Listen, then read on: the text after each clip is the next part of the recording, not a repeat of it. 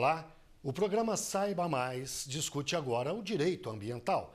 Cada vez mais se percebe a importância do equilíbrio e do respeito ao meio ambiente. E nós queremos saber, as leis brasileiras são suficientes para lidar com essa questão? O que precisaria ser mudado? Vamos conversar com o advogado Rodrigo Justus, especialista em direito ambiental. Doutor Rodrigo, obrigado por estar aqui conosco. É muito importante esse tema, né? A questão da sustentabilidade do direito ambiental. Muito bem, e antes de qualquer pergunta, eu lhe convido para a gente ver juntos uma reportagem. Trata-se de um bom exemplo. Uma propriedade no Distrito Federal transforma fezes de porco em eletricidade. O lixo vira luz e, além de gerar economia, preserva o meio ambiente. A experiência de sucesso vem da Europa e é um exemplo para agricultores de todo o Brasil. Bois, aves e suínos. O Brasil é um dos líderes mundiais na produção de carnes. Mas esses animais geram uma grande quantidade de dejetos. Segundo a Embrapa Meio Ambiente, são cerca de 500 milhões de toneladas por ano. Nesta fazenda na região do Paranoá, a 65 quilômetros de Brasília, as 1.800 matrizes de suínos produzem 170 mil litros de resíduos em apenas um dia. Se fossem jogados na natureza, poderiam poluir os mananciais de água e também o ar. É que os dejetos liberam um gás, o metano. Olha ele aí saindo da água escura. O metano contribui para a destruição da camada de ozônio da Terra e o consequente aquecimento global. Ele é 32 vezes mais poluente do que o gás carbônico, mas aqui na fazenda sofre uma transformação. O metano vira energia elétrica. A propriedade montou estas estruturas conhecidas como biodigestores. Eles estão cheios de gás metano. O processo funciona assim. Do chão das baias, os dejetos dos animais caem na rede de esgoto subterrânea e vêm para este tanque. Ao lado, este equipamento separa a parte líquida da sólida, que é usada como adubo nas pastagens da fazenda. O decantador faz uma nova separação. A parte líquida vai para dentro dos biodigestores, onde ocorre a fermentação e o metano fica acumulado. Daqui o biogás segue através de tubos até estes geradores, que transformam o metano em energia elétrica. Os motores são alimentados a gás metano. Uma vez que os motores ligados, vão transformar o gás metano em energia elétrica através de motores elétricos. A parte líquida que sobra do processo é usada para irrigar e adubar as pastagens. A fazenda ainda não tem uma rede própria que poderia gerar energia para ela mesma. Por isso, entrega tudo o que produz para a Companhia Energética Estatal. A propriedade vai começar agora a receber o crédito da Companhia Energética. A previsão é que tudo o que ela produz de biogás seja suficiente para pagar a conta de energia elétrica. Uma economia estimada em R$30 mil por mês. Por enquanto o ganho ainda é ambiental, mas a gente acredita que estamos com o crédito, vamos dizer assim, contabilizado junto à Companhia de Energia de Brasília e acredito que nos próximos meses vamos conseguir sermos creditados com esses valores. O que é produzido aqui cai na rede da Companhia Energética e chega até os consumidores. Seu Rômulo ficou surpreso ao saber que os animais de criação ajudam a acender a luz da casa, fazer a TV funcionar. Até que, enfim, chegou em Brasília esse tipo de tecnologia, né? O que era um problema para o produtor rural, hoje está se convertendo numa benesse, num bem, né? Para toda a sociedade, para o meio ambiente. Eu recebi isso de forma maravilhosa. Os dejetos de animais não são as únicas matérias-primas para a produção de biogás. Muita coisa que é jogada fora poderia ser fonte de energia.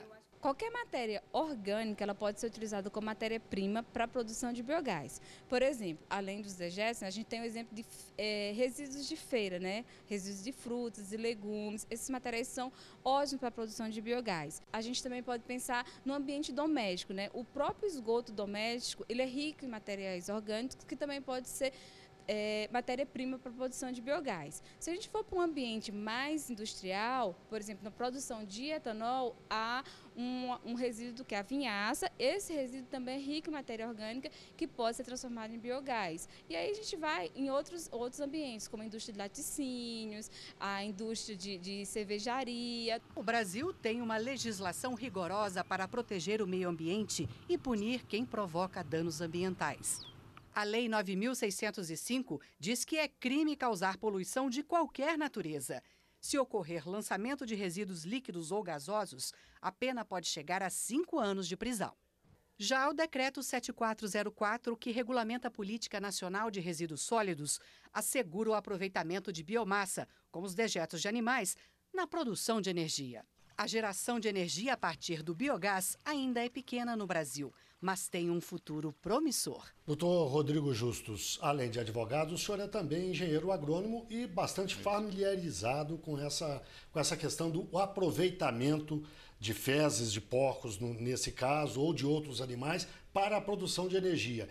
Mas isso é uma coisa viável em larga escala ou são pequenas iniciativas que podem ajudar, mas não resolvem o problema? Note-se que no estado de Santa Catarina, por exemplo, são pequenos produtores, toda aquela massa de produtores que produz toda a salsicha, o frango, ovos, os laticínios, são pequenos produtores e que têm também o biodigestor e a produção da bioenergia na propriedade. Veja também que hoje se produz até de palhada, de restos de cultura também se coloca, faz a biodigestão desses restos e se faz energia através deles também. Vegetal, no caso? Vegetal, inclusive, porque a decomposição da matéria orgânica ela também gera gases e gera metano também. Agora, é uma experiência muito localizada, no caso do Oeste de Santa Catarina, vários produtores envolvidos, qual é a dimensão? O que é preciso também, eu penso que, embora a gente tenha legislação, né, nem só de legislação vive o homem, né, vive também da implementação. A gente deve seguir outros modelos da Europa e Estados Unidos, onde existe um incentivo por parte do governo para a instalação dos biodigestores. Como nós vimos na matéria ali, essa foi uma iniciativa do empresário que viu que tinha todo aquele potencial de gerar energia e aproveitar os resíduos, então ele fez um investimento para isso sozinho, né, do seu bolso, né. O que é necessário também é que haja políticas públicas que venham a financiar para que aqueles que ainda não utilizam essas práticas, por mais que às vezes não vá ser rentável do ponto de vista financeiro, possa haver um empate, do ponto de vista ambiental você terá sempre vantagens em relação à emissão de gases de efeito estufa e outros poluentes. Ainda não há incentivos na legislação brasileira? Ainda não há. Veja que na França o produtor ele recebe subsídio e compra todos os equipamentos sem pagar um centavo de impostos para implantar na sua propriedade, ou seja, uma redução de custos, como a gente vê com o taxista no Brasil, por exemplo, né, que ele deixa de pagar alguns tributos para adquirir o veículo. Lá na Europa existe esse incentivo.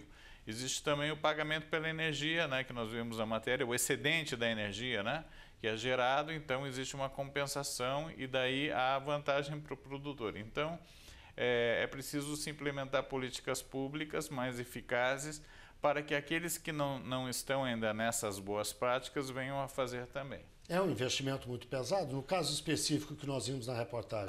Nesse caso sim, porque é uma cultura uma criação de grande porte, né? Gera em torno de quase 200 mil litros por dia, né, de resíduo, né? Um animal gera mais ou menos 15 a 20% do peso vivo por dia em dejetos, né? Porque ele se alimenta intensivamente. Então, mas existe o retorno a médio e longo prazo.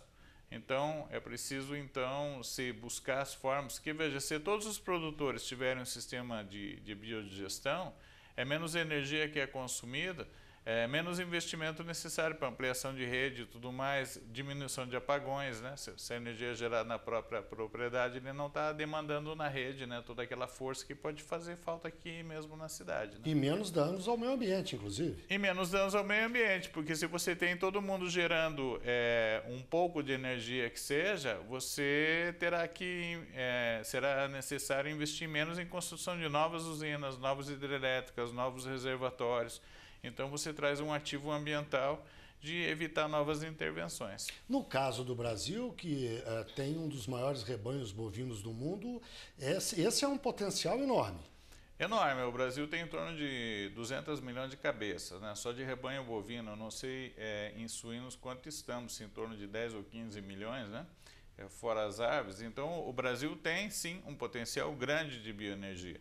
Talvez o que esteja errado, né, na legislação de combustíveis, né, que até tem toda uma discussão. Né? O Brasil trouxe o etanol para funcionar em veículos. Hoje o país importa etanol dos Estados Unidos feito de milho, né, sendo que a cana é muito mais produtiva que o milho.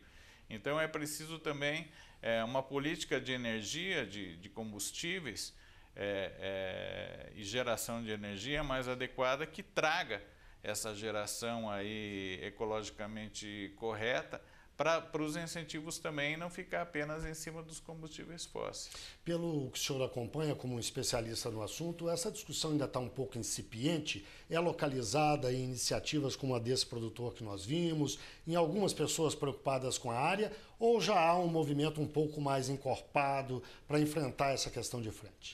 Esses sistemas de produção, geralmente de aves e suínos, é um sistema que eles chamam de integrado, né? Existe um conjunto de produtores que fornecem lá para determinadas indústrias, né?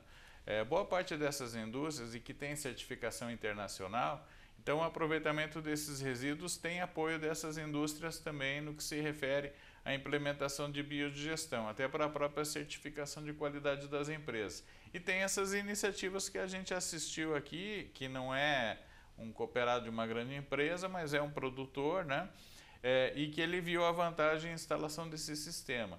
Então, nós temos que ter um programa específico para isso, né, que atenda essas demandas, facilitar a importação de tecnologias também, que façam um melhor aproveitamento desses resíduos, né? Estão aí as tecnologias, a Europa é muito avançada nesse aspecto, mas o sistema brasileiro, nós precisamos homogeneizar o padrão. Ou seja, nós temos produtores classe A e temos aqueles produtores que têm dificuldades, são mais primitivos, têm dificuldade econômica, têm uma realidade de conhecimento, de falta de infraestrutura, e isso não é fácil de se fazer de um dia para o outro. Como é que se corrige? A presença do Estado, as entidades de classe de produtores, como é que se...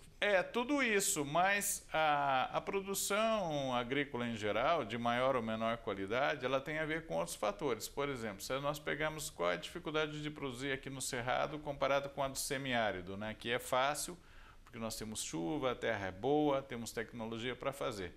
Para fazer a mesma coisa no lugar que você tem menos recursos naturais, o solo é ruim e tal, você tem menor rentabilidade, o produtor não terá condições de fazer os investimentos para ter um biodigestor, por exemplo, se ele não tem um lucro suficiente capaz de bancar esse investimento, que depois ele pode até voltar, mas de saída quem tem que pôr dinheiro é o produtor, né? Ou fazer financiamentos. Uma parte da solução certamente está no Estado, mas outra está também no Parlamento, que é a adequação das leis a essas necessidades, a essa realidade. Há alguma discussão estabelecida ou é preciso provocar o Parlamento para que essa coisa vá à frente? O Brasil tem um orçamento agrícola, né, de investimentos, né? Na verdade, o Brasil ele precisa investir mais em inovação, ciência e tecnologia e financiar a implementação dessas tecnologias.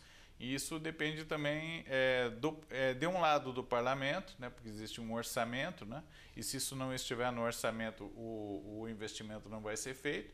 E de outro é a existência do dinheiro para fazer, porque nós assistimos diariamente essa questão de contingência ao orçamento, né? Então não adianta só o setor agrícola encher o orçamento de emendas, que vai fazer isso, vai fazer aquilo, e depois não existir o dinheiro, né, e ele ser cortado do orçamento.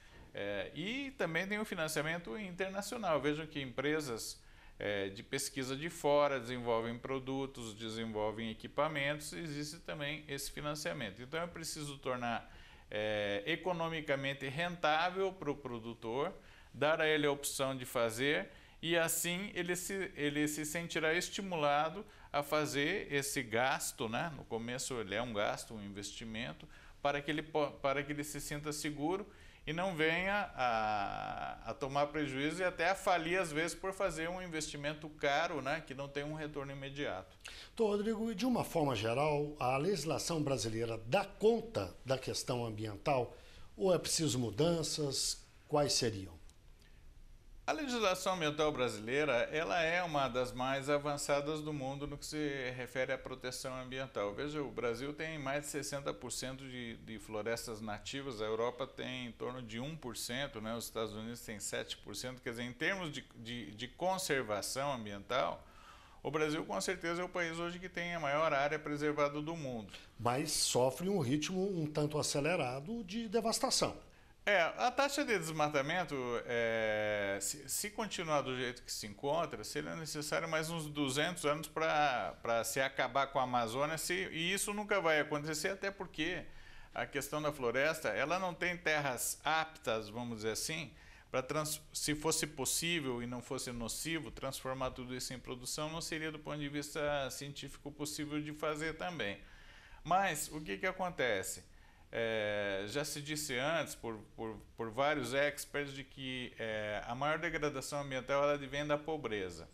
Se o país não conseguir da educação para o seu povo, preparar os nossos jovens para o trabalho, né? Termos ensino, assistência técnica e extensão rural para o produtor ser o mais eficiente possível, né? E esses mecanismos funcionarem ajustadamente, não vai adiantar nós termos a melhor legislação do mundo, né? Porque eu vejo nesse ponto de que é muito melhor nós termos uma legislação, às vezes, que não seja tão rígida, mas ela seja 100% cumprida, né? Então, o país que tem a melhor legislação é aquele país onde você tem a maior massa de indivíduos cumprindo a legislação, né? Então, acho que a educação é a chave para que nós tenhamos o cumprimento da legislação ambiental. Temos o Código Florestal, né? Uma lei recém-aprovada 5 anos atrás, né? Digo recém porque já tem desde 1900... Historicamente faz pouco tempo. Desde 1930 já tinha um código, depois em 1965... o código está sendo implementado, ele é oneroso um tanto aos produtores, mas é uma lei que vai garantir a conservação do solo e água e nós vamos poder continuar a nossa atividade durante muitos anos. Ele precisa de ajustes? Houve quem criticasse a época da aprovação. Existem críticas dos dois lados, Isso. né? Porque não é possível atender a todos, né? Então os ambientalistas acharam que o setor agrícola poderia fazer mais. De outro lado, o setor diz, mas nos outros países não existe essa lei e os produtores não têm esse ônus, esses encargos em relação à legislação.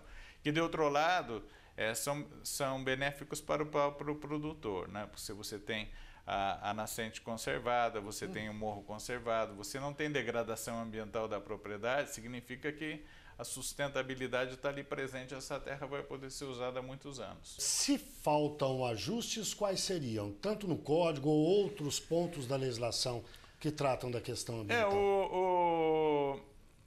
Para a produção propriamente dita, nós temos a legislação de recursos hídricos, né, bem avançada. O Brasil ficou mais de 20 anos discutindo a questão da água, né, da poluição. Temos uma legislação de resíduos sólidos, né, que é a questão do dejeto, que vai desde o biodigestor que nós discutimos aqui até o aterro sanitário da cidade, né, que dá fim a todo esse lixo aí, né, a questão da destinação correta do lixo. Temos o Código Florestal, que é uma legislação que ele trata o Brasil um país continental, né? Nós temos região que tem cerrado, floresta, mata atlântica, pampa. Então, para cada região tem as suas especificidades. Então, é uma legislação que no decorrer do tempo vai precisar sofrer ajustes de acordo com o que a tecnologia vem trazendo. Por exemplo, antigamente, no primeiro código era proibido áreas inclinadas, né? Era proibido a agricultura. Depois veio maquinários modernos, conservação do solo, que você consegue ter a agricultura até um certo grau de inclinação. A legislação foi adequada para isso, né? A questão do uso da água é a mesma coisa, a eficiência do uso da água, né? Hoje é uma discussão aí séria, né? Reservatórios, né?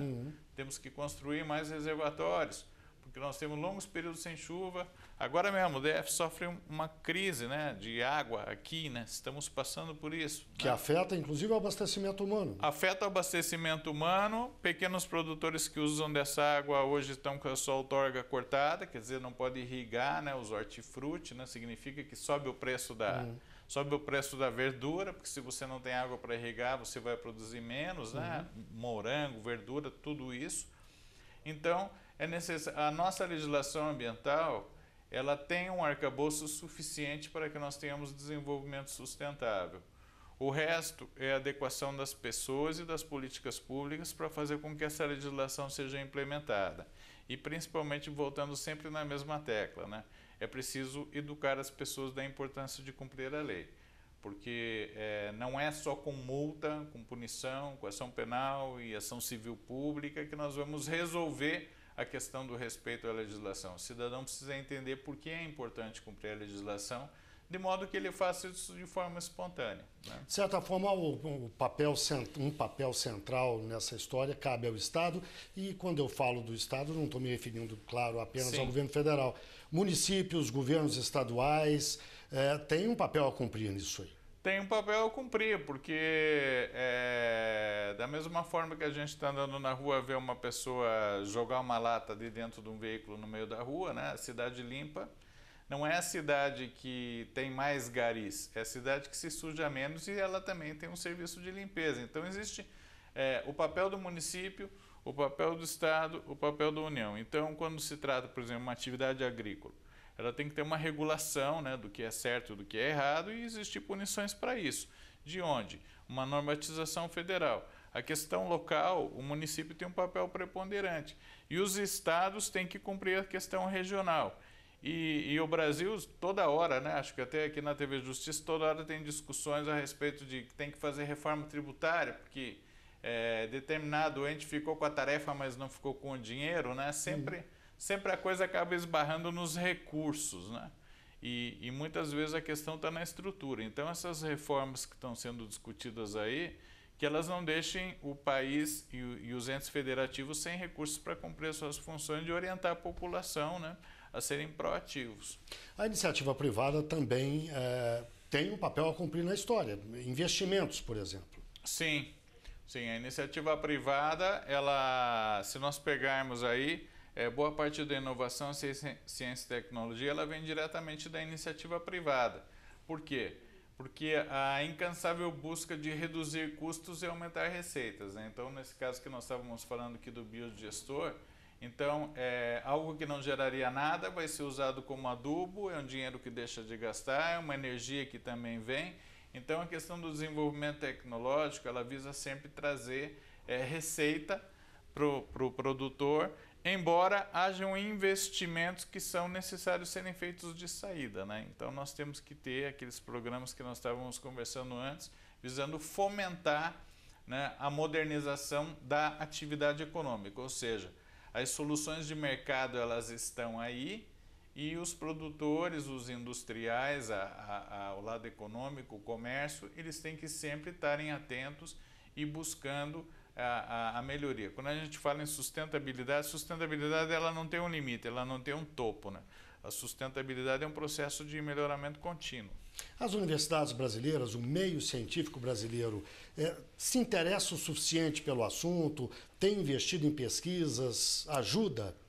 O Brasil é um país, até há pouco tempo atrás, ele investia 0,5% do PIB em pesquisa científica e inovação, né? Você pega Japão, Estados Unidos, é de 1,5% a 3%, né? Então, historicamente, os países em desenvolvimento acabam muitas vezes mais copiando experiências que deram certo lá fora do que desenvolvendo. Isso para o Brasil...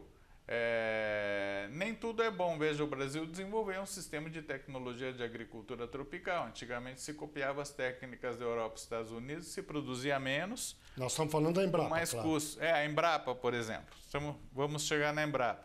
A Embrapa é uma empresa que trabalha desenvolvendo soluções para a agricultura do Brasil, com o nosso clima, com a nossa questão de tipo de solo, de micro-organismos, de doenças que existem num país tropical. Veja que nos Estados Unidos e Europa, né, neva todo ano, morre quase todos os mosquitos, morre as pragas, morre as doenças. Quando chega o momento de plantar lavoura, não tem nada ali, né, que tem que se gastar tanto com controle de pragas e doenças. A Embrapa é uma empresa que está aí e que conseguiu fazer a adaptação de uma agricultura de um sistema europeu para um sistema tropical, e que esse sistema hoje replica inclusive para a África, né?